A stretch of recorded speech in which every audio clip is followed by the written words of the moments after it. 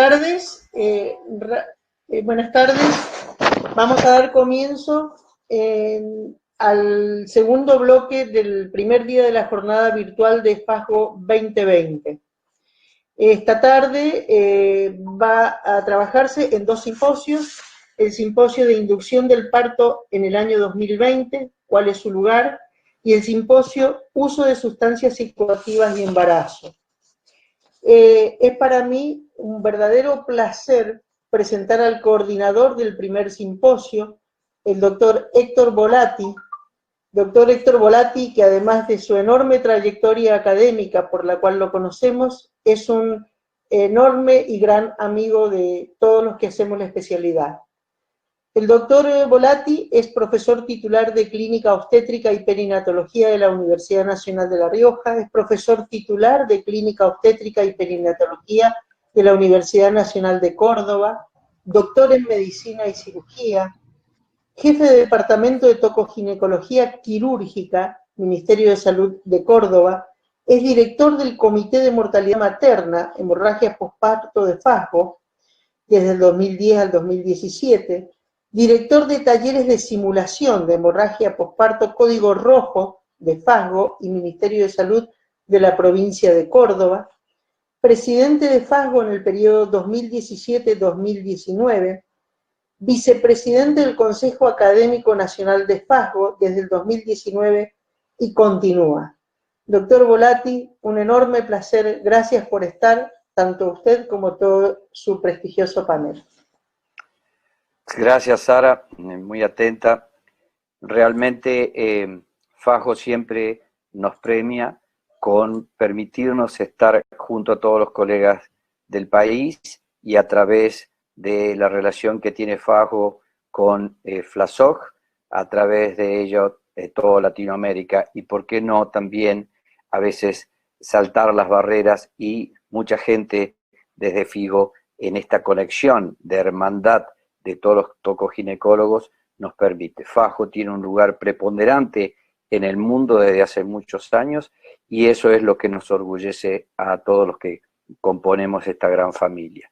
Agradecer en la presencia del presidente actual, el doctor Roberto Castaño, la oportunidad que me ha dado para poder coordinar este simposio y haber elegido a 4 disertantes que tienen todo un trasfondo. Primero, el gran prestigio de cada uno de ellos y su enorme experiencia al respecto. Y segundo, el tratar de mostrar al mundo lo que es el federalismo que tiene FASGO, ya que estamos representados diferentes provincias de todo el país. Haber elegido este tema por los coordinadores generales, el doctor Garelo y el doctor Kiakowski, realmente fue un desafío porque es un tema muy, llamémosle, manoseado permanentemente, un tema que realmente transgrede habitualmente los límites de lo que es el verdadero sentido de la inducción al parto. Y también se ha escrito muchísimo, se ha publicado muchísimo al respecto. Lo importante de esto es que las sociedades grandes han hecho simposios, pero han hecho consensos sobre este tema. ¿Por qué? Porque al mismo tiempo son referencia de las entidades médico-legales cuando hay algún tipo de inconvenientes dentro de lo que es la salud materno-fetal, se refieren o buscan estos consensos sobre los diferentes temas. Por eso es que FASGO, como institución que convoca a todo el país, debe siempre estar en el último comentario sobre lo que es los temas de vanguardia. Y inducción al parto es uno de los temas de vanguardia. Por eso elegimos este tema para tratar de desarrollarlo. Y vamos a ver que no va a tener una forma directa de encararlo como pueden estar ustedes viendo en cualquier publicación, sino que vamos a tratar de decir cuál es el rol de la inducción hoy en el 2020, ver cómo fue la trayectoria a través de los comentarios del profesor Winograd, ver cómo y cuáles son los métodos que se han ido utilizando y que se utilizan en la actualidad por el doctor Betular. También el doctor Roberto Casale va a decirnos qué opinan las entidades gremiales, las obras sociales, sobre si es una forma o no de intervencionismo, y la doctora Claudia Travela nos va a comentar sobre por qué puede fracasar o no esta metodología de la inducción. Si ustedes me permiten, voy a presentar al primer disertante, que es el profesor Winograd, que aparte de ser un gran amigo, ha sido expresidente de FASGO y ha sido uno de los titulares de la UBA y que en este momento figura como profesor consulto para cualquiera de los temas relacionados a la obstetricia. Raúl seguramente nos va a poner en tema, haciéndonos un comentario de lo que fue la historia de la inducción. Raúl, por favor, la pantalla es tuya. Muchas gracias.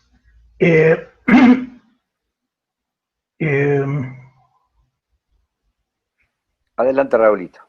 Sí, pero no encuentro la Estamos viendo. La presentación. No encuentro la presentación mía. Ajá.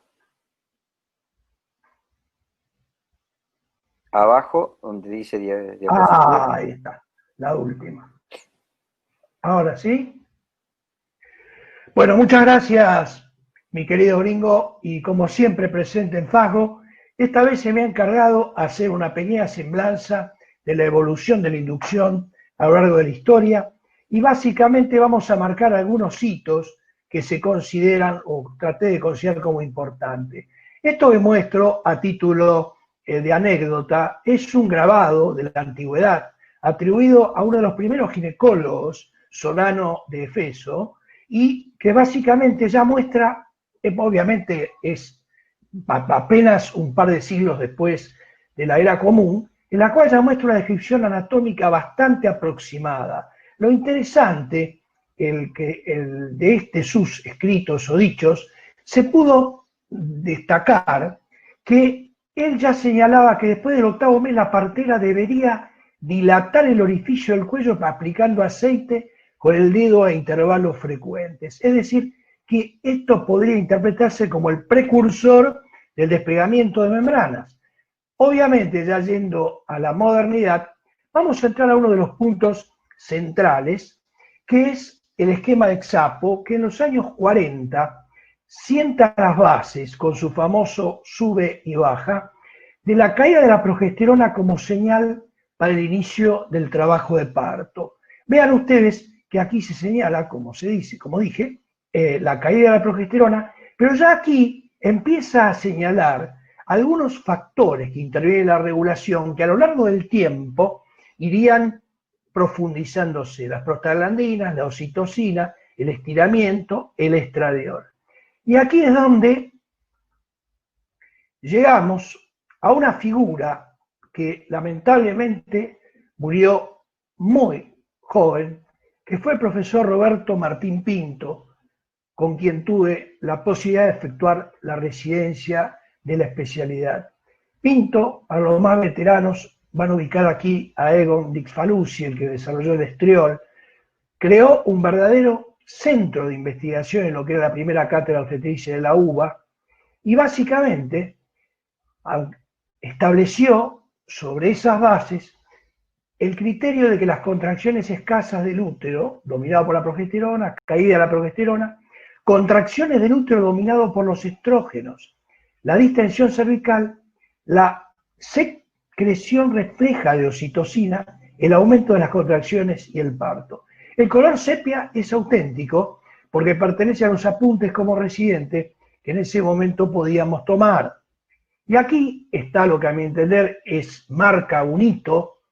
Hay que ubicarse en tiempo. En ese momento, polémica era con la escuela de Caldeiro Barcia, que señalaba que todo el proceso dependía del aumento de los receptores de oxitocina, o sea, no había lugar para los estrógenos, para las prostaglandinas. Ubiquémonos en la década de 60 y antes, pero era muy interesante porque en ese momento se vivía, casi le diría, una rivalidad. Pero ya Pinto, en esos momentos, establecía, como puede explicarse acá, además de modular el cuello, facilitando la acción de la oxitocina, era la clave, la inducción medicamentosa del parto debe hacerse con las dos hormonas aprovechando las acciones del estradiol o cualquier otro estrógeno con acciones similares.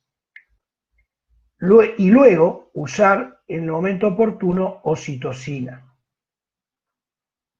Aquí ven ustedes cómo esas publicaciones, que son prácticamente de los principios de los 60, alcanzaron una enorme repercusión internacional y entre sus colaboradores estuvieron importantes maestros de los de Argentina como Roberto Bota, Ricardo Schwarz, que continuó su trabajo luego en el Uruguay, como es por todos conocido.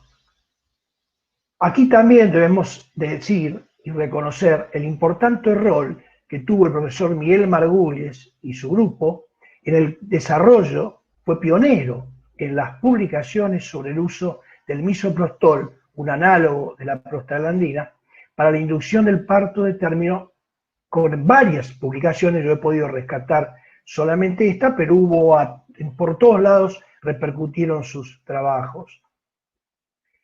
El tema es que básicamente la puntuación de Bishop sigue siendo, evidentemente, hasta ahora, el criterio universal para evaluar la maduración cervical. Este es un aporte que ya arranca en los 50, se afirma en el 64, pero es importante señalar, por lo que vamos a ver luego, aparte de que el puntaje de Bishop es absolutamente subjetivo, es una evaluación digital, con lo cual la variación inter e intraobservador, ejemplo, dependiendo de la experiencia del que explora.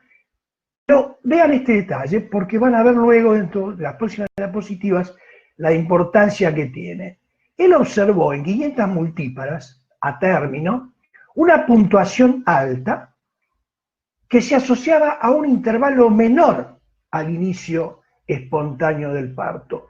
Esto van a ver por qué lo resalto. Aparte, en esta época se hacían muy pocas inducciones a multíparas, no llegaba al 3 al 4%.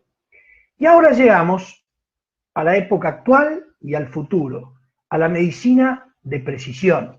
En este aspecto, quiero mostrar, en esto que evidentemente se está desarrollando fuertemente y que es el futuro inmediato, básicamente, ¿qué quiero decir? Sobre el total de la población hay un tratamiento que puede ser efectivo en el 20, pero si se hace a medida, tailored en inglés, básicamente puede trabajarse específicamente sobre el objetivo buscado.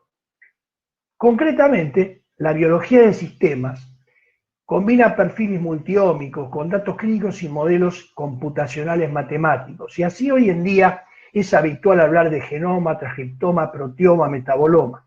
Y como ven en este gráfico, que evidentemente es arduo de explicar en un ratito, aquí muy chiquitito se ve el cuello del útero, pero vean ustedes la cantidad de factores que circunvalan la epigenética, el estrés, etcétera, y los biomarcadores, que es lo que hasta ahora tenemos, imágenes, por ejemplo, pero luego hay que pasar a estos OMAs para explicar finalmente el mecanismo el mecanismo molecular del inicio del trabajo de parto. Es decir, todos estos hitos van marcando que aún hoy nos estamos manejando con recursos demasiado subjetivos. O como ejemplo, este es un esquema de Roberto Romero, en el cual puede apreciarse claramente que la participación del microbioma materno, tanto el oral como el vaginal como intestinal, en lograr un metaboloma normal, un inflamosoma normal y un mecanismo normal de funcionamiento de las células T para que se produzca un parto de término, y aunque si eso se produce un disturbio, lleva una disbiosis al parto pretérmino. Pero todo esto para mostrar a dónde vamos, cómo vamos buscando indicadores específicos.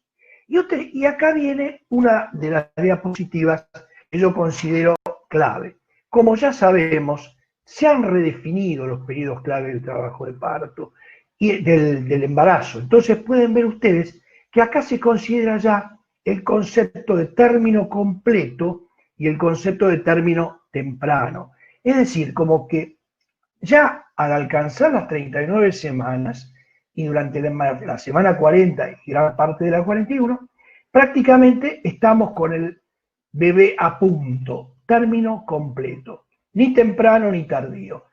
A partir de ahí se genera la posibilidad, o dentro de los motivos de inducción que van a ser desarrollados en extenso por los colegas que me siguen, yo me voy a ocupar, no por supuesto de las que son claras, complicaciones médicas, etcétera, sino básicamente lo que se llaman factores logísticos o personales que se abarcan como inducción electiva. ¿Qué es inducción electiva? Inducción electiva, término sin indicación médica justificada. ¿Por qué uno piensa en esta posibilidad? Miedo a las complicaciones, laxitud de parte de los colegas ante indicaciones marginales, conveniencia mutua, médico, paciente, de fechas, y miren esto que está destacado, porque es el primum movens de lo que vamos a hablar en un ratito. Gestión de recursos profesionales, camas, optimización de costos. Es así como todos ustedes conocen que el American College está hace rato ante la epidemia de cesáreas que todos vivimos, universal, por lo menos el hemisferio occidental es completamente difundido, básicamente establece una moderación en las intervenciones como una de las medidas de actuar sobre la primera cesárea, que finalmente es la que desencadena luego más operaciones cesáreas anteriores y así sucesivamente. Vean ustedes como dentro de estas recomendaciones hablan que antes de las 41 semanas no debe haber ninguna indicación de inducción, debe haber métodos de maduración, y vean ustedes que esto se van a ocupar seguramente los otros relatores, los tiempos que hay que respetar antes de considerar una inducción fracasada y, por ejemplo, hacer una cesárea. Es así entonces que de este punto central es donde se da el círculo de la historia, que arrancamos en la antigüedad, donde aparece este artículo que realmente ha hecho mucho ruido. ¿Por qué ha hecho mucho ruido? Porque está hecho con fondos oficiales y básicamente se refiere a la ventaja de la inducción electiva versus el manejo expectante en nulíparas de bajo riesgo a las 39 semanas. Como ven ustedes, este estudio básicamente aleatorizó pacientes que estaban a las 39 con 39 semanas a inducción o bien a manejo expectante hasta que no superara obviamente la 41 semana completa. ¿Qué quiero destacar de este estudio? Que el objetivo primario de este estudio fue básicamente uno de estos compuestos de morbilidad y mortalidad perinatal que los pediatras siempre señalan como importantes. O sea, este famoso, aquí en este aspecto, básicamente no hubo diferencias en ninguna de estos, lo que le llaman eventos perinatales adversos, compuesto. Esto es muy útil, los neonatólogos habitualmente nos señalan esto, pero marginalmente apareció una disminución de 18.6 versus 22 en la tasa de cesárea en estas inducciones. Eso alentó o erróneamente alienta a algunas entidades a considerarlo ventajoso basándose en la excusa que disminuye la cesárea. Algunas cosas que quiero destacar dentro de las críticas que se le han hecho. Vean ustedes que solamente el 27% de todas las 22.000 mujeres elegibles aceptó con consentimiento informado, requisito indispensable según nuestra ley y que se van a extender seguramente más luego, a participar. Y vean ustedes que el 63% de estas participantes fue considerada como un bishop no favorable. Ya hablamos de la inespecificidad del bishop. ¿Y dónde está el tema? Básicamente, ya señalé que las que no fueron a inducción a las 39 semanas, básicamente no hubo un protocolo de inducción mandatorio, por lo cual cada institución de las más de 40 que lo practicó no tuvo, digamos, un criterio uniforme. De esto ya se hablará seguramente. Entonces, básicamente, la idea Profesor es que... Winograd, con mis disculpas, ¿sí? Le quedan 2 minutos. Bueno, vean ustedes entonces que el número necesario de pacientes para inducir, para conseguir una evitar una cesárea son 28. Otra de las excusas señaladas era que permitía evitar la mortalidad, los nacidos muertos. Vean ustedes que habría que efectuar 1.675 inducciones para evitar un nacido muerto. Y acá sí, un estudio enorme, que es el estudio nórdico, donde básicamente se estudiaron una enorme cantidad de pacientes, básicamente, como pueden ver ustedes, 200.000 nurípadas y 200.000 multípadas, donde se vio que prácticamente cada 5 años se incrementa 5 veces el riesgo de cesárea solamente por la edad en este tipo de pacientes. Y básicamente quiero señalar, ya que no me queda mucho tiempo, que esto es una cuestión de costos. Vean ustedes como básicamente 1.200.000 mujeres atendidas en hospitales de California muestran que los costos han aumentado. Lo mismo se baja en este comentario de este doctor Clapp. Todo el tema está basado en costo-efectividad.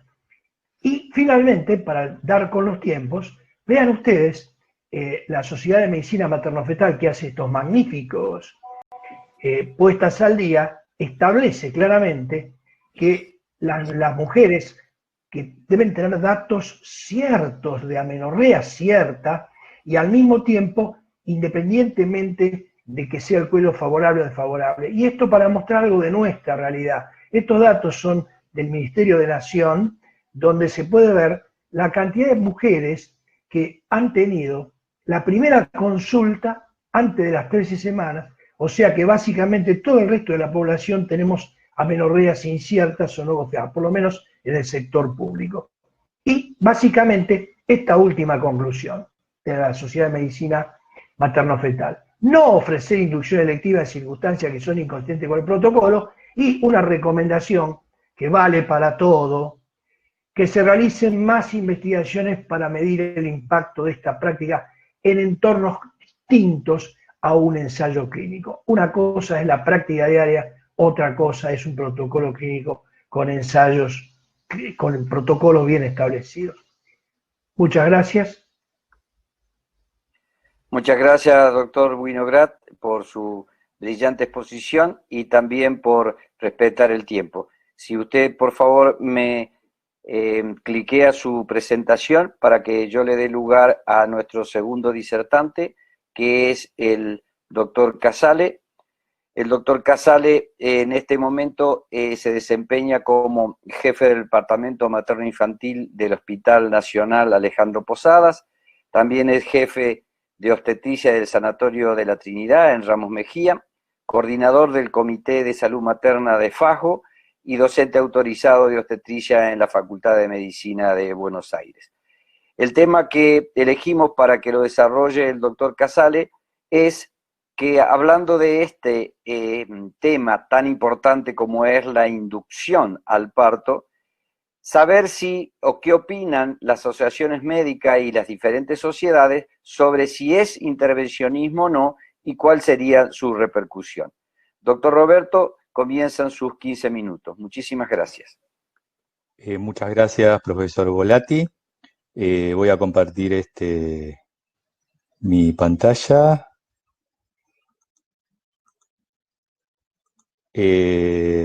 Gracias a FASGO por esta invitación. La verdad, el profesor Volati me otorgó un tema complicado, que es hablar de si es intervencionismo o no, específicamente, y qué dicen las asociaciones médicas, o sea, las sociedades científicas, alguna otra asociación de profesionales.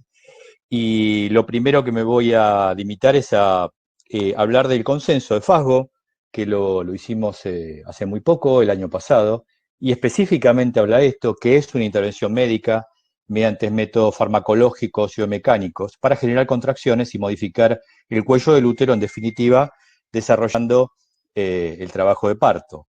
Y el American College habla de procedimientos dirigidos a desencadenar contracciones uterinas. O sea, vemos claramente que es una intervención médica, y cuando nosotros vamos a hacerlo, a proceder, a indicar esto, tenemos que buscar 5 condiciones, y esto lo habla muy claro nuestro consenso, que es ofrecer el procedimiento como la mejor alternativa. Esto no es una opción que hay, bueno, te hago una inducción y vemos qué pasa, etcétera. O sea, debemos ofrecer la mejor alternativa, confirmar la edad gestacional con una ecografía del primer trimestre, una evaluación obstétrica completa, que no siempre se hace, ver los antecedentes, revisar a la mujer, hacer una perimetría, el score de Bishop, evaluar claramente al feto si puede tolerar esa inducción, ver dónde la estamos realizando, la infraestructura que tenemos, si podemos hacer un monitoreo fetal, si tenemos personal adiestrado para eso, si tenemos bomba de infusión, si podemos tener elementos, digamos, después para realizar una complicación, y el consentimiento informado, que por supuesto deben funcionar y estar reflejada las ventajas, las desventajas y la posibilidad de una cesárea. Yo voy a extraer de las diferentes guías algunos highlights que estas guías muestran, y nosotros vemos en la de FASGO, en nuestra guía madre, que se debe ofrecerle, en esto es un tema relacionado a las RPMs de término, o sea, lo que es inducción inmediata. Esto está en general evaluado por 23 trabajos de baja calidad de evidencia, en el que se vio que la inducción temprana, o sea, previo a no esperar las 24 horas, generaría mejores resultados perinatales. Ofrecerla cuando hay colestasis de alto riesgo, hablamos cuando hay por encima 40 minimoles de ácidos biliares. Ahora esto habría que cambiarlo, porque este punto de cortes está cuestionado. Ofrecerla por encima de las 36 semanas. De acuerdo al trabajo HIPITAT, ofrecer en pacientes con preeclampsia por encima de las 37 semanas. ¿No pasan las diapositivas? No, Roberto, no están pasando. ¿Y qué pasa? A ver. A ver. ¿Por qué no le pones ahí en siguiente? Ahí está, ahora estamos. ¿Ahora estamos? Estamos, sí. Y ahí ven que ven la primera o ven toda la No, pantalla. ahí estamos viendo intervención médica mediante métodos farmacológicos. ¿Y acá qué ven? Sigue la misma. ¿Y qué pasó? No sé, a ver, espera. Bueno, podés reiniciar si querés. Ahí sigue pasando. Condiciones, ofrecer el procedimiento, sí. Bueno, ¿y se ve bien? ¿Se ve bien? Ah, bueno, perfecto. Entonces la sigo de acá. Seguimos. Entonces, estábamos hablando de las condiciones y podemos hablar, siguiendo con el consenso, cuáles son los highlights específicos de esto. Y vemos que en mujeres mayores a 40 años, que después lo va a referir el Royal College, entre 39 y 40 semanas, ofrecer la inducción al parto, específicamente cuando hay cesáreas anteriores.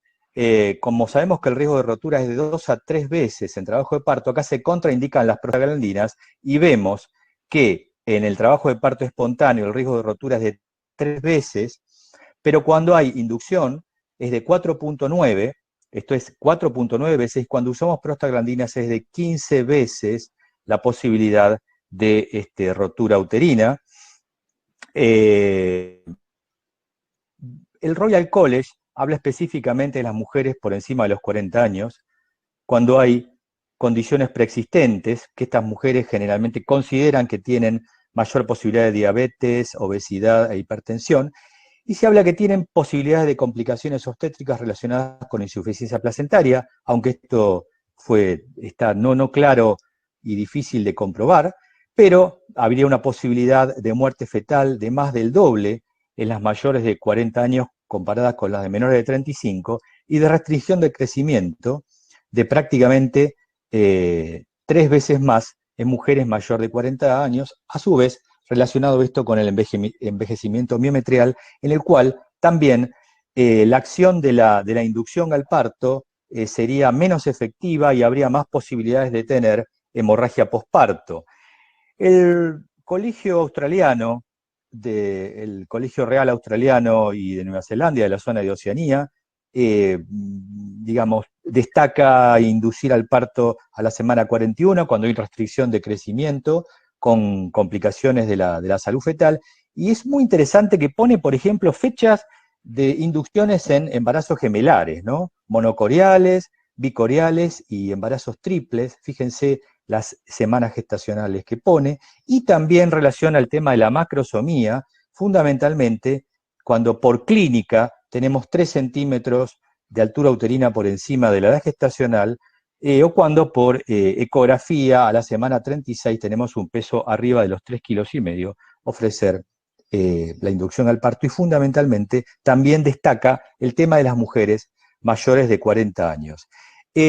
La guía de la zona de Auckland, de todo este estado, habla de que esto tendría que estar específicamente lo que será el consentimiento informado, que ya se expresó el profesor Volati, que cuál es la razón principal de la inducción, si habría otras alternativas al tratamiento, si habría riesgos y beneficios de la inducción frente al manejo expectante, cuál es el método propuesto y la expectativa real de la duración de la inducción. Creo que esto no figura en ninguna de las inducciones que se proponen hoy en los servicios médicos, por lo menos en la Argentina. La sociedad canadiense habla también de lo mismo, documentar la indicación de inducción, incluir motivos, riesgos, etc. Las instituciones deben tener programas de calidad, o sea que esto debe estar puesto dentro de lo que sería un servicio hospitalario, documentar la puntuación de Bishop y pone también la inducción a la semana 41 y ofrecer cuando hay RPM de término y tiene la presencia de estreptococo beta-hemolítico en feta en forma inmediata y no ofrecerla en macrosomía. Las guías de NICE habla también de las 41 semanas, de ofrecer inducción por encima de la semana 34 y cuando hay una restricción de crecimiento severa, acá indicaría la cesárea. Y con lo que respecta a metodología, habla del despegamiento de las membranas tubulares y no recomienda métodos mecánicos en este caso. Y lo que es el American College, específicamente, habla de situaciones que hay relacionadas con la inducción y habla, como siempre, de confirmar la edad gestacional. Nosotros sabemos todo el trabajo que ha hecho esto. En lo que respecta a domicilios alejados, partos anteriores rápidos, indicaciones psicosociales, o sea, lo que habló recién el profesor Volati, que aleja un poco de lo que sería la indicación médica específica, y recomienda las prostaglandinas, específicamente la dinoprostona para modulación del cuello uterino, el misoprostol también. Está contraindicado en cesárea anterior la utilización de oxitocina y la sonda Foley. Y acá vemos una comparación en las diferentes sociedades de los métodos empleados y vemos específicamente que en nuestra guía de FASGO se recomienda con cuidado lo que es la rotura de membrana solamente cuando la presentación está encajada y mucho cuidado de utilizar métodos mecánicos precisamente cuando esté la bolsa íntegra. El colegio, digamos, de Oceanía pone en color rojo, digamos, el uso del misoprostol, o sea, no recomienda el misoprostol específicamente porque tiene 3 veces más posibilidades de provocar taquicistolia, hipertonía e hiperestimulación. Y de alguna forma también recomienda el uso de balones y sonda Foley. El Royal College es más amplio, emplea el uso de todos los métodos. El American College tuvo una disidencia con el uso de misoprostol hasta que fue aceptada por la FDA en el 2002 y la guía específicamente fue refrendada en el 2019 y está puesto el misoprostol para maduración cervical y los métodos mecánicos a su vez agrega el uso de laminarias y estimulación del pezón. Y la sociedad canadiense específicamente cuestiona también la rotura de membranas por la procidencia de cordón cuando la presentación no está encajada, y de los métodos mecánicos habla de la infusión de solución fisiológica cuando colocamos una sonda Foley. Otras asociaciones, que son las asociaciones argentinas, digamos, las que se encargan del tema de facturación, relacionada con el nomenclador nacional, por ejemplo, la COMRA no habla de inducción al parto, habla específicamente del control obstétrico del trabajo de parto. O sea, la inducción al parto no, no está facturable, o sea, no interviene en ningún cobro a través ni de las obras sociales, ni de la seguridad social, ni de la medicina prepaga. Sí está en el nomenclador de SOGIVA, como método mecánico de la inducción al parto, figura como el método de Kraus o colocación de balón cervical. Algunos colegios médicos tienen guías, específicamente las últimas guías son del 2011 y las tiene el Distrito 3 de la provincia de Buenos Aires, y la Asociación de Obstétricas, que es la FORA, la Federación de Obstétricas, no tiene ninguna guía relacionada con la inducción del parto. Por lo tanto, voy a hacer 3 conclusiones. En conclusión número 1, la inducción al parto sí es un intervencionismo y que encima puede generar problemas, podemos generar complicaciones específicamente por la intervención, hay más probabilidades de hiperdinamia e hipertonía, pueden presentar alteraciones de frecuencia cardíaca fetal, aspiración de meconio y depresión al nacer, y tenemos que tener especial precaución por el riesgo de rotura uterina cuando hay antecedentes de cirugías uterinas, como cesáreas anteriores, o en situaciones que vamos a hacer una inducción cuando hay hiperdistensión uterina, como polidramios, macrosomía o embarazo gemelar. Tenemos que ver lo que sería la ley de parto respetado, que si la inducción tendría que ser bien presentada a través de un consentimiento informado para entrar como parto respetado y no, por ejemplo, colocar misoprostol o alguna otra prostaglandina sin que la paciente esté adecuadamente informada.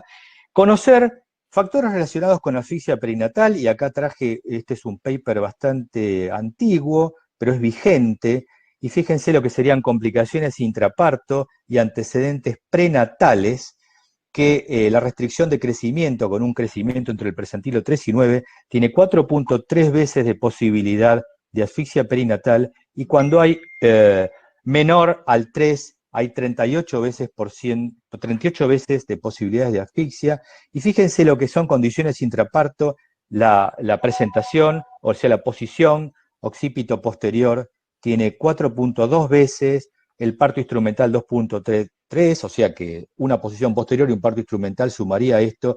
Y lo que pasa cuando las inducciones no están correctamente indicadas y no están correctamente evaluadas, tenemos mucha cesárea de emergencia y tenemos el doble de posibilidades de asfixia perinatal en cesárea de emergencia, y en este caso el brindar una cesárea electiva bajaría la posibilidad 5 veces, o sea, tendríamos 5 veces menos posibilidad de asfixia perinatal.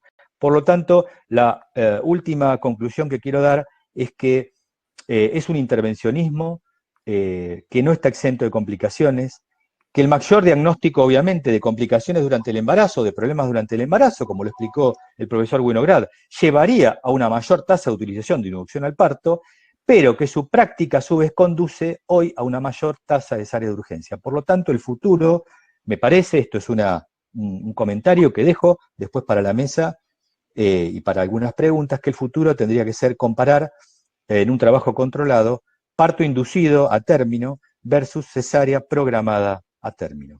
Bueno, muchas gracias por la atención. Muchas gracias, doctor Roberto Casale, por su presentación actualizada, puesta al día, con puntos de vista de las entidades, las sociedades y las entidades que llevan adelante las prepagas y las obras sociales. Si usted me desenchufa su presentación, voy a dar lugar a al próximo disertante, que realmente vamos englobando este tema para que las preguntas que ustedes se les vayan ocurriendo, por favor, háganlas por el chat, que las vamos a filtrar y las vamos a agrupar para que todos puedan tener una respuesta al respecto de las dudas que puedan quedar en este tema tan importante. El próximo disertante que nos va a acompañar es el doctor Ángel Betular. El doctor Ángel Betular va a referirse a lo que son el entorno y métodos más eficaces de lo que es la inducción al parto. El doctor Betular es ex jefe de servicio de tocoginecología del Hospital Arturo Ñativa de Rafael Calzada, la provincia de Buenos Aires. Es un docente asociado a la Universidad de Buenos Aires y en la actualidad es presidente de SOGWA. Por lo tanto, su antecedente le permite a él ser una autoridad en el desarrollo de este tema tan importante. Doctor Betular, tiene sus 15 minutos para el desarrollo del mismo. Si hay algún inconveniente, por favor, nos hace saber. Muchas gracias, doctor Volati. No sé si me están escuchando. Todo ok. Perfecto. Gracias por la invitación. Bueno, después de poder hablar después del doctor Raúl Winograd y el doctor Casales es todo un desafío para mí. Me pidieron hablar, desde ya agradezco a FASGO, autoridades y el comité científico por mi designación. Me pidieron hablar de la eficacia de los métodos de inducción. Ser eficaz, perdón, que no es la, a ver,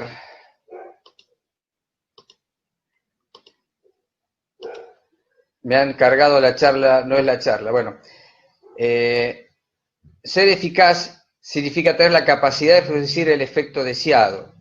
Antiguamente hablábamos de cómo comenzar una inducción y no operar el intento, pero en realidad el evento de la cesárea no es el único efecto que uno debe analizar.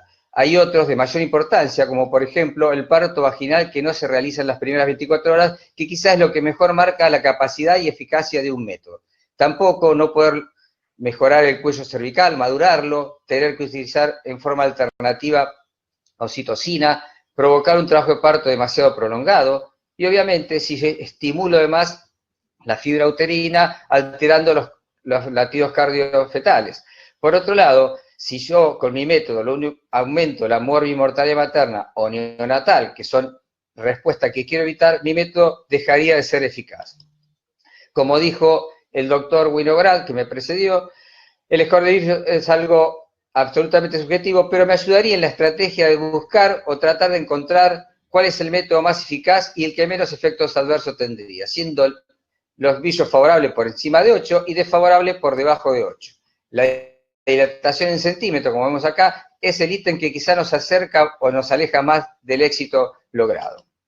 Pero hay otros factores, como por ejemplo la gestiparidad. Las nulíparas nos alejan del éxito, las grandes multíparas nos acercan a los efectos indeseables. Cuanto más cerca del término estoy, más cerca del éxito estaré. La proporción fetopélvica, obviamente los fetos menores de 4.000 gramos son un punto a favor. El estado de las membranas, la ruptura de membranas favorecerían la eficacia de los métodos, según el método. La estatura materna, que no sea obesa, y obviamente la cesárea anterior es un ítem a tener en cuenta que vamos a hablar posteriormente. Ahora bien, despegamiento de membranas, tan antiguo como la obstetricia, como dijo el profesor Winograd, es una maniobra coadyuvante, no es un método de inducción en sí, pero cuando uno lo somete a la evidencia científica, como ocurre acá en los protocolos de la Sociedad Española, vamos a ver que tendríamos una mayor probabilidad de parto vaginal en 48 horas,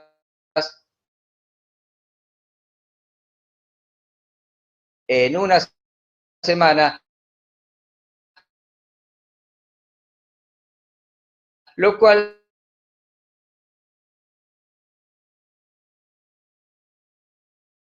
me hace un menor riesgo de sobrepasar la semana 41, que son hechos a favor, con una menor necesidad de inducción formal, hasta en un 15% con una buena evidencia científica. La fiebre, la infección materna y la tasa cesárea son similares. Buen nivel de evidencia. No me pasa la diapositiva. Bueno, tiene como efectos secundarios el sangrado vaginal leve, ¿sí?, en un tercio de las pacientes, y por el tema del dolor. Los mecánicos menos utilizados, como el uso de antibióticos de alto espectro, deben ser tratar las infecciones.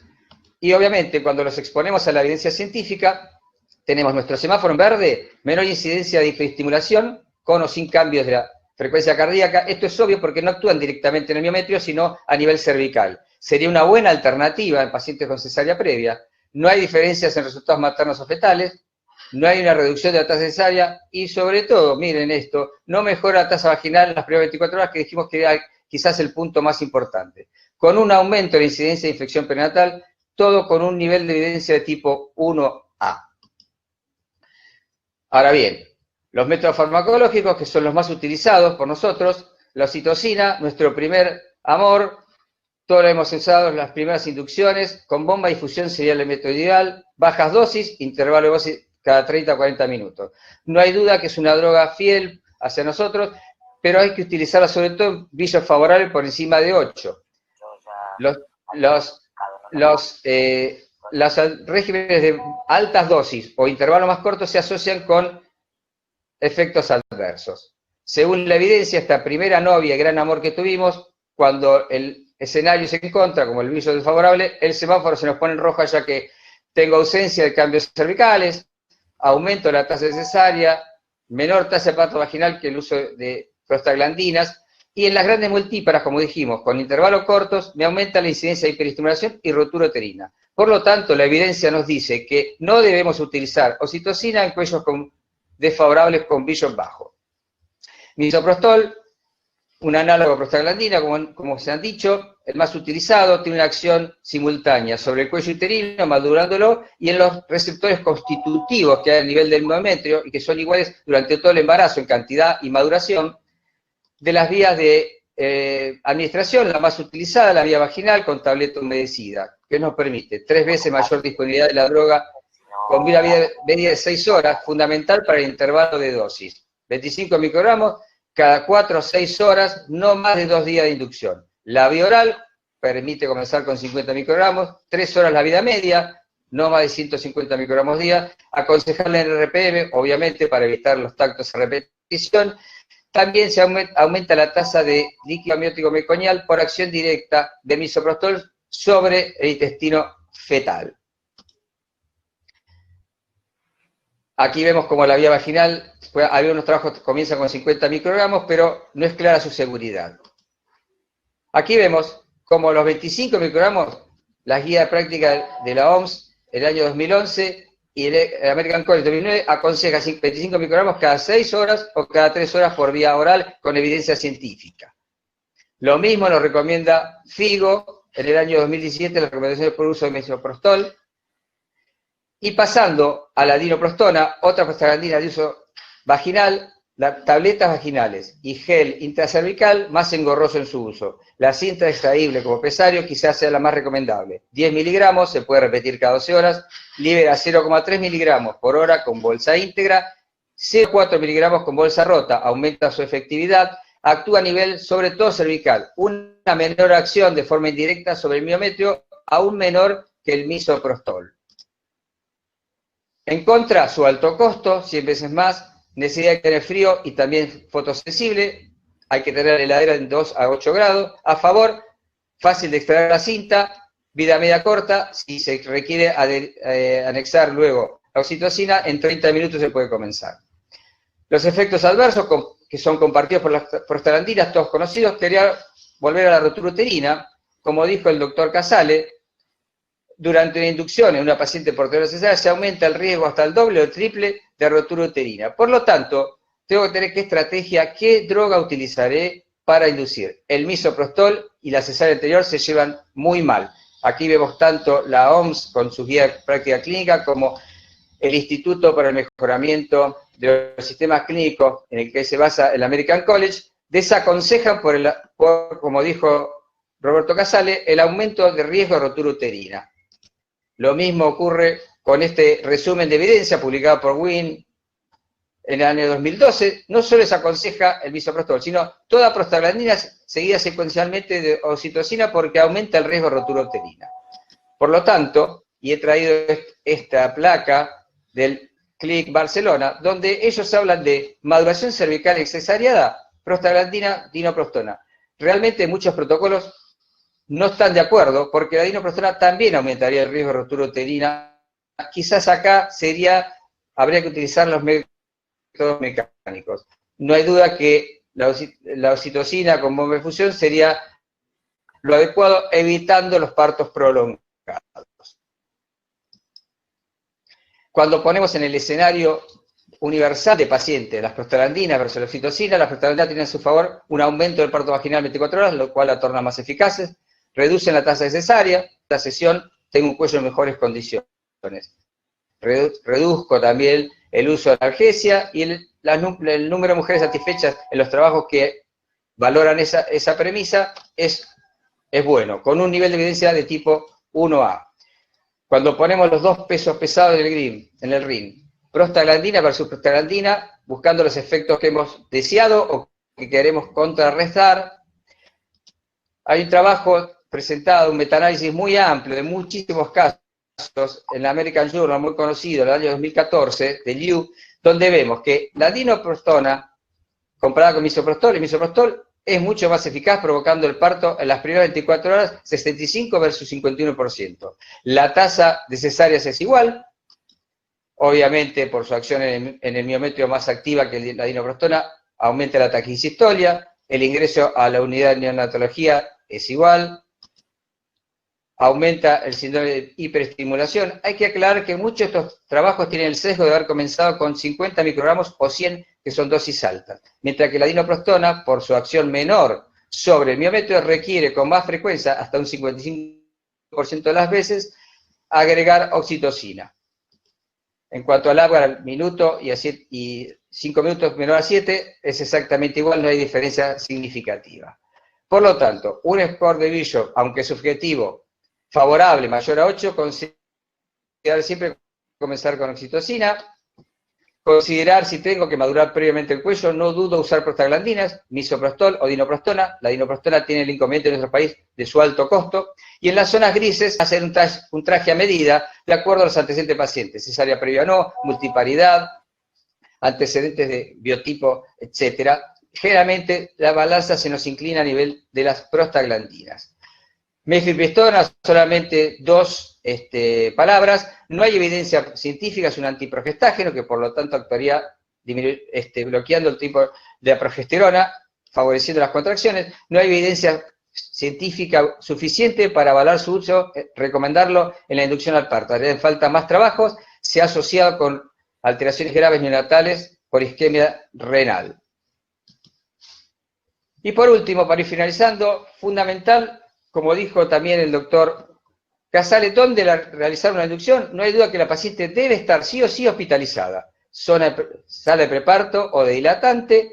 No existe evidencia que avale el uso de prostaglandina en forma ambulatoria. Hemos conocido más de un caso de profesional utilizando hace tiempo en forma ambulatoria con efectos muy desagradables e inconvenientes. Tener las condiciones obstétricas neonatales esenciales, si debo resolver una cesárea de urgencia en 30 a 40 minutos, una buena evaluación de la paciente, tener el personal capacitado para seguir la evolución y la evaluación de la inducción, utilizar las dosis recomendadas, intervalo de dosis, valorar previa e intrainducción la salud fetal, consentimiento informado, como le dijo el doctor Casale, qué método utilizar, qué expectativas tengo, qué índice de fracaso puedo tener o no, y la aceptación por escrito o no del mismo. No tener un optimismo exagerado, las prostaglandinas no hacen milagro, aunque aumentemos la dosis o acortemos los tiempos de intervalo de aplicación, lo único que haremos es aumentar los efectos adversos. Por último, el paraguas legal que ha llegado en el año 2002 con el ingreso del misoprostol en el ANMAT como programa de gestión de riesgo de la droga, en tabletas de 25 microgramos para uso vaginal, o sea que ya tenemos el paraguas legal desde el año 2002.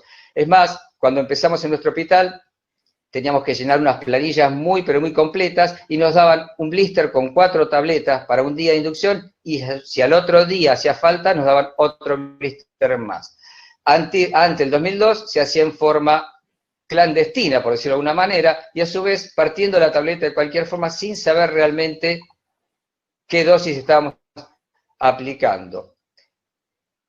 Como hemos visto en las últimas diapositivas, el nivel de evidencia presentado, no lo mencioné en ese momento, lo mencionaba, es evidencia de tipo 3 o recomendaciones C, es decir, basado sobre todo en experiencia de consenso de gente con mucha experiencia. Y esto es fundamental, porque yo creo también que cuando los obstetras estamos acostumbrados a entrar a la sala de parto o a quirófano, A veces la evidencia científica se queda en la sala de espera y estamos adentro y tenemos que recurrir a nuestra experiencia y sobre todo a la experiencia de nuestros maestros que han sido muy, pero muy importantes.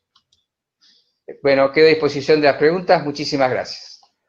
Muchas gracias, doctor Betular, por su presentación, por el respetar los tiempos que, que corresponden a cada disertante, ya que eso nos permite no retrasarnos demasiado en el simposio. El cierre de estas presentaciones sobre inducción al parto va a quedar a cargo de la doctora Claudia Travela. Es una colega de amplia trayectoria en nuestra ciudad de Córdoba. La doctora Travela se desempeña en la actualidad como profesora titular de obstetricia de la nueva universidad o Instituto Universitario de Ciencias Biomédicas de Córdoba en el hospital privado.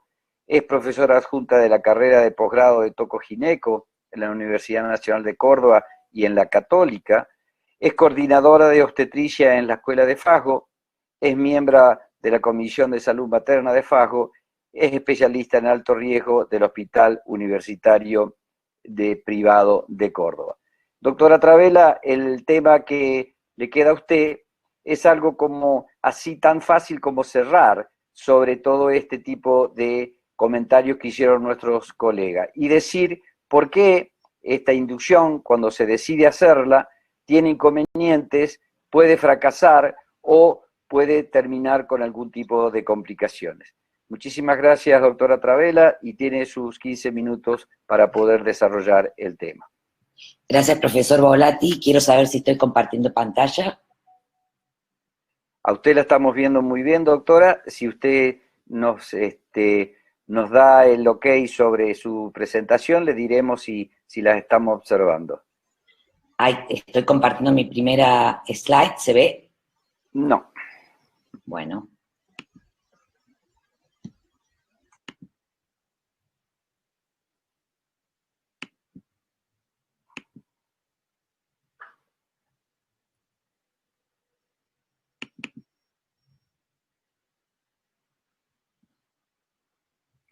Está compartiendo, pero se ve su escritorio, doctora. Allí está su tema. Perfecto. Si le da modo presentación. Correcto, doctora. Aquí tiene su tiempo. Bueno, muchísimas gracias. Bueno, me toca llegar a la frutilla del postre en esto que es inducción del parto, fracasos, motivos y consecuencias. Lo primero que tenemos que recordar es lo que mis colegas ya dijeron, la definición del trabajo de parto, que es la utilización de métodos farmacológicos o mecánicos para poder desencadenar este trabajo de parto. Entonces, ¿qué pasa cuando yo hablo de una inducción fallida? La mayoría de las escuelas hablan y definen inducción fallida como la imposibilidad de lograr un parto vaginal, pero de todas formas no hay un acuerdo con respecto a la cantidad de tiempo que se requiere antes que yo etiquete una inducción como fallida. Entonces, deberíamos ser coherentes y decir que una inducción es fallida cuando no logra la fase activa del trabajo de parto, que en realidad es la definición de inducción. Entonces, para volver a repasar, repasemos que el trabajo de parto normal en la primera etapa tiene dos fases, una fase latente y una fase activa. Ya nuestro gigante en obstetricia y ginecología, el profesor Emanuel Friedman, describió por primera vez las curvas de trabajo de parto. Estas curvas son muy antiguas, él las describe por primera vez en 1954, con lo cual, al cambiar nuestra población, estas curvas tradicionales pueden que hayan quedado obsoletas. Entonces, Sang y colaboradores comienzan a hablar de curvas contemporáneas. En este trabajo, publicado en 2010 por Sang y colaboradores, se ve que se compara las curvas de trabajo de parto, ya sea en nulípara, con un parto previo, dos partos previos, o sea, una multípara, con las antiguas curvas de Friedman. ¿Y qué es lo que se ve? Que la aceleración de la dilatación cervical después de los 6 centímetros y el progreso desde 4 a 6 es mucho más lento que aquel descrito anteriormente con las curvas de Friedman. Este otro trabajo, también hecho por Sang y colaboradores, que estudia y compara dos trabajos colaborativos con montones de parturientas o de pacientes, habla de que estas curvas realmente han cambiado, porque nuestras pacientes son diferentes. Nuestras pacientes tienen más edad, más peso, tenemos un útero un uso más libre de peridurales, de estimulaciones y de cesáreas. Entonces, ustedes ven que el tiempo en el trabajo de parto, tanto en primíparas como en multíparas, ha aumentado en horas con respecto a lo de Friedman. ¿Qué dice la OMS? Ojo, tengamos cuidado, el periodo de dilatación, y hablando de fase latente, esto ha cambiado de lo que nuestros maestros nos habían enseñado. ¿Por qué?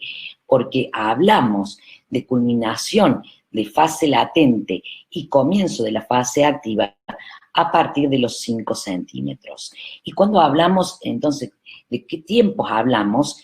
Fase latente en nulíparas, un promedio de duración entre 6 a 7.5 horas, y en la no nulípara entre 4.5 y 5.5 horas.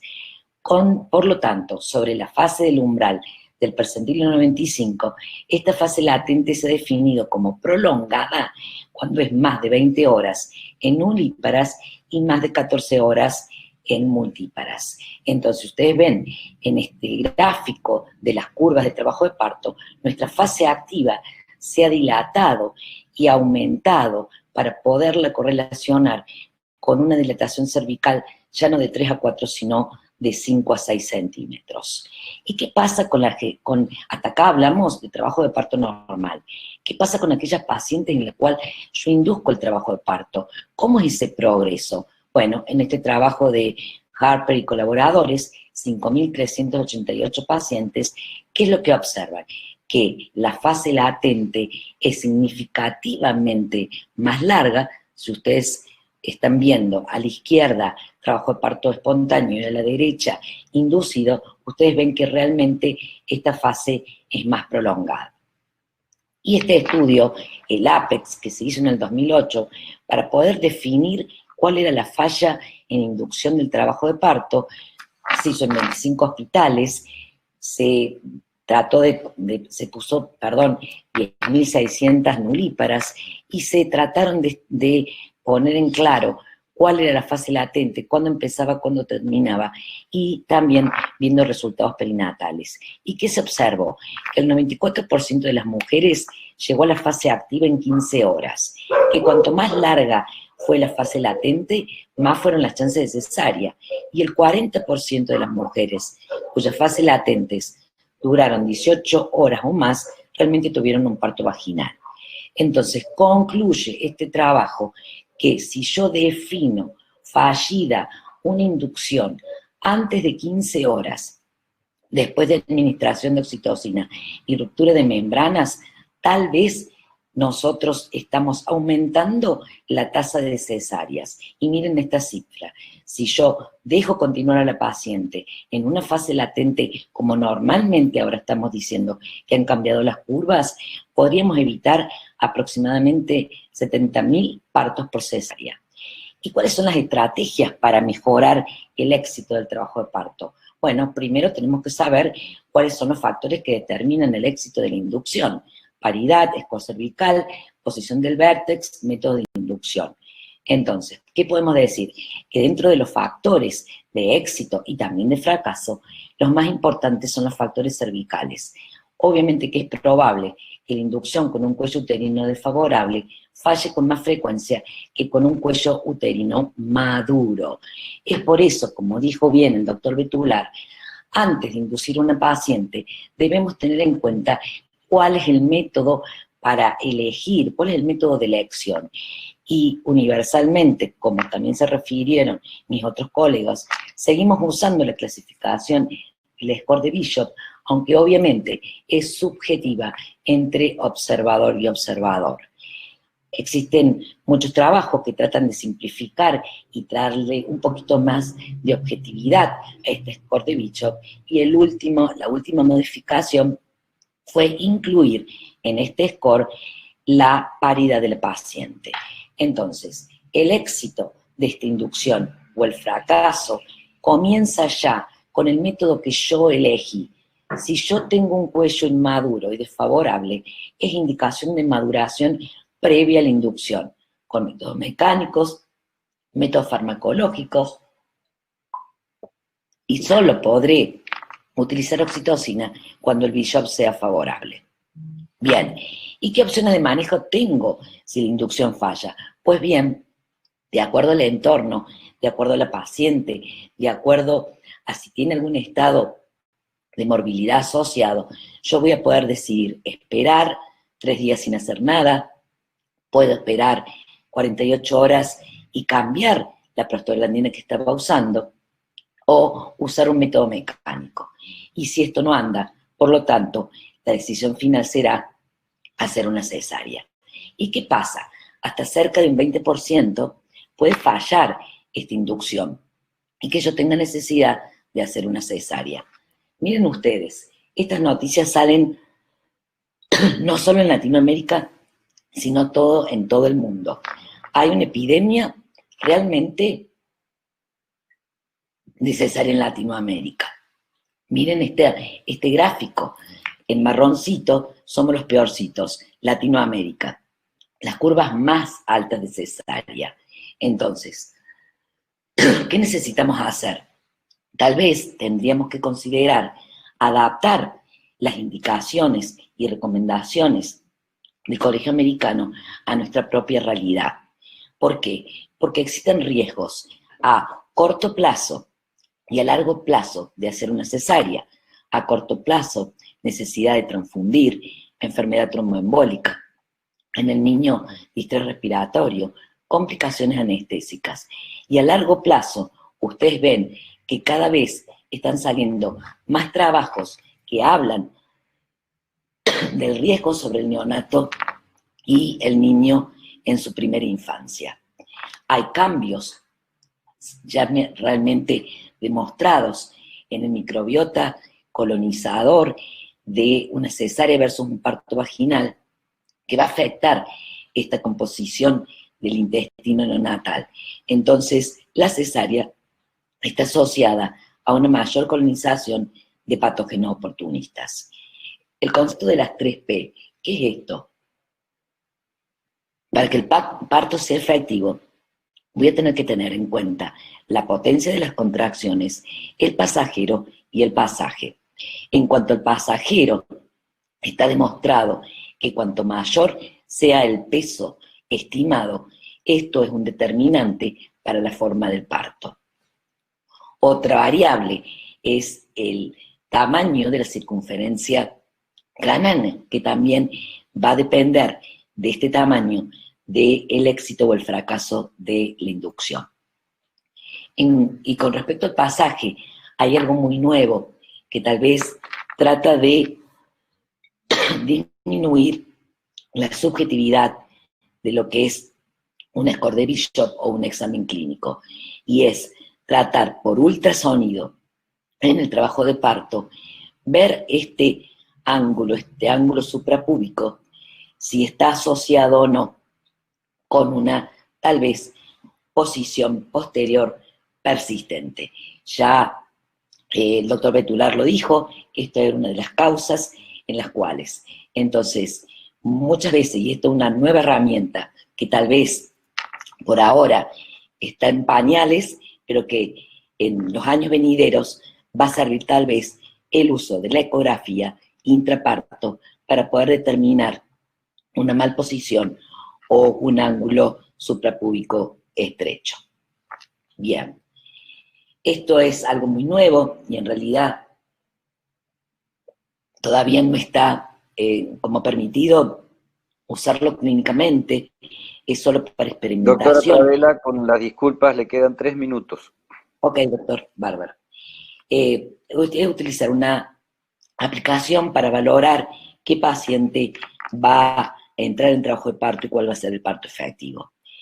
Y para terminar, estamos hablando de esto que ya mis colegas lo hablaron, es cómo prevenimos seguramente la cesárea de primera vez. Y en realidad las recomendaciones son muy importantes en cuanto para definir distosia de trabajo de parto. Nunca decidir una cesárea con una fase latente que no se la ha dejado prolongar, es decir, hacer una cesárea por una distosia de parto con una paciente que hace 4 o 5 horas comenzó la inducción y yo ya digo, tiene una fase latente prolongada, eso está muy mal. La paciente nunca entró en trabajo de parto y si las condiciones maternas y fetales lo permiten, deberíamos continuar esperando a esa paciente. Estas otras son otras recomendaciones y ustedes ven acá, si la condición materna y fetal lo permite, no deberíamos indicar la cesárea en fase latente. Bien. ¿Qué dice la OMS sobre la tasa de cesárea? Bien. Un 10 a un 15% se ha considerado que sería el ideal de cesárea, sin aumentar la mortalidad materna. Pero a ver, sí, utilizando siempre y es como indicado que todos los servicios podamos clasificar las diferentes cesáreas con esta clasificación de Robson. ¿Para qué? Para que nosotros mismos hagamos nuestras estadísticas y en base a eso ver qué es lo que podemos modificar. En realidad, este último trabajo, publicado por el grupo de George Morina, dice que aproximadamente un 19% de cesáreas estarían asociadas con un riesgo bajo de mortalidad fetal y neonatal, es decir, un poquitito más alto de lo que dice WHO. Y un minuto, doctora. Perfecto. Esto último, en una conferencia de FLASOC del doctor Jacques Ludmir, hacemos resaltación de estas dos cosas: desarrollar protocolos estándares para indicación de cesárea y evitar la cesárea primaria usando nuevas definiciones de trabajo de parto. Muchísimas gracias. Muchas gracias, doctora Travella. Discúlpeme usted el ser tan odioso con el tema, tiempo, pero es que es bastante difícil trabajar en esta nueva metodología. Abrimos el panel de preguntas. Hay bastantes preguntas, hemos tratado de sincronizarlas. Le pediría a los panelistas que abran sus cámaras para que estemos todos en pantalla, y de esa forma, por ejemplo, una de las preguntas que la he resumido para que alguien la responda es si es conveniente madurar el cuello un día y hacer la inducción al día siguiente. A ver, no sé si el doctor Winograd, en su primera exposición, él habló un poco de lo que era la maduración. Cortita, Raulito, por los tiempos. Sí, la idea es que es factible y yo creo que lo que hay que resaltar es la última parte que mencionó Claudia sobre los criterios para considerar fracasada. Yo me permití enfatizar sobre el tema de la inducción electiva, porque creo que es una tendencia que puede llegar a ser peligrosa en la medida que no se respeten los tiempos de inducción y solamente va a contribuir a que haya más cesáreas de las que ya hay, que por cierto son casi enormes.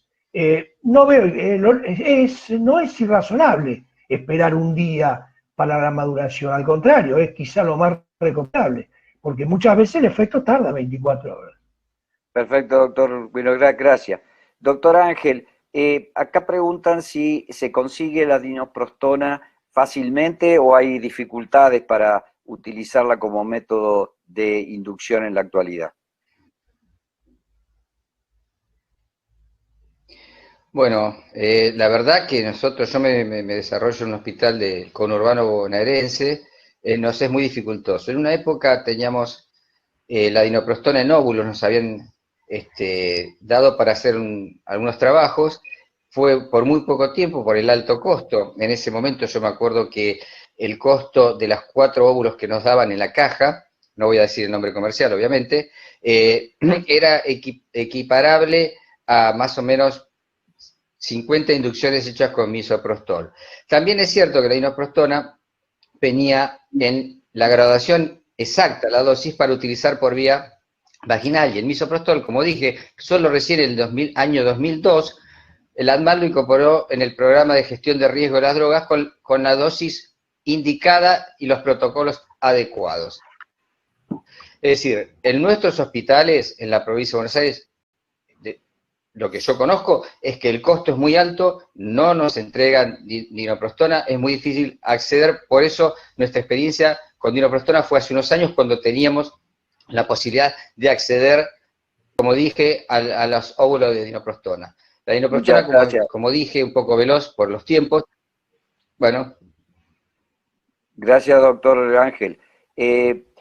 Doctor Roberto, ¿usted cree entonces que este intervencionismo, en dos palabras, es apoyado por las obras sociales y por las sociedades como una práctica rutinaria o al menos en algunas circunstancias? Creo que las obras sociales en realidad adhieren a las sociedades científicas, porque no tienen protocolos y no tienen normas y de hecho tampoco la tienen nomenclada. Nosotros en este momento, personalmente creo que la mejor guía de procedimientos hoy para tener y de respaldo es la guía actualizada de FASGO, que están representadas un poco todas las determinaciones que han hecho las sociedades científicas, las drogas que se usan y la utilización. En eso, digamos, cuando hay algún inconveniente médico-legal, yo hice la pregunta, por ejemplo, a colegios médicos que tienen sus fondos de respaldo y tienen sus seguros, y ellos van a las guías actualizadas en Argentina. Y en este momento, la guía más importante que hay es la de FASGO, así que yo, digamos, de alguna forma puedo decir que, bueno, que en el caso que los colegas adhieran a eso, específicamente en lo que respecta a dosis, a utilización, a indicaciones, etcétera. Y lo segundo, que recalcan muchas guías internacionales, que nosotros de alguna forma está reflejado en la guía de FASGO, es el tema del consentimiento informado, que digamos claramente lo que vamos a usar, los tiempos que va a durar la inducción, las drogas que vamos a utilizar. En el caso de dinoprostona, en privado, digamos, se utiliza en algunos centros de Buenos Aires, se usa una dinoprostona en forma de una cápsula, pero que se emplea y que vos la podés colocar y retirar en algún momento. Bien. Por si hay taquisistolia o alguna complicación. Así que, muchas gracias, doctor. Y se usa Roberto. 24 horas antes, sí. Perfecto. Y dos conceptos, doctora Claudia, sobre el fracaso de la inducción. En 2 segundos, 2 conceptos. ¿Por qué fracasan las inducciones? Bueno, 2 segundos es un poco largo, pero primero, creo que una inducción sugerida en un momento que no es el oportuno, creo que puede fracasar. Una gestación mal datada, que de repente yo creo que estamos de 39 a 40 semanas, y en realidad tengo 37, 38, puede fallar. Un feto macrosómico puede intervenir para que falle esa inducción. Pero creo que el factor más importante es que a pesar de los años no sabemos hacer inducciones. O a ver, sabemos, pero no tenemos paciencia. El trabajo de parto es paciencia, paciencia y paciencia. Muchas gracias, doctora que la salud materna. Su resumen es espectacular. Inducción es igual a paciencia. Doctora Papa, con el perdón de estos minutos que le hemos robado, le dejo el micrófono para que usted cierre el simposio. Muchas gracias, doctor Volati, muchas gracias, doctora Travela y todo el panel. Excelentísimo y muy claro en un tema que es de la práctica cotidiana y de cada día, la inducción al parto. Clarísimo quedó en qué estado estamos hoy en el 2020. Muchas gracias por todo. Ahora vamos a hacer un brevísimo break para continuar con el otro simposio. Así que los invito a desconectarse para permitir entrar al otro grupo. Gracias. Muchas gracias. Muchas gracias. Muchas gracias.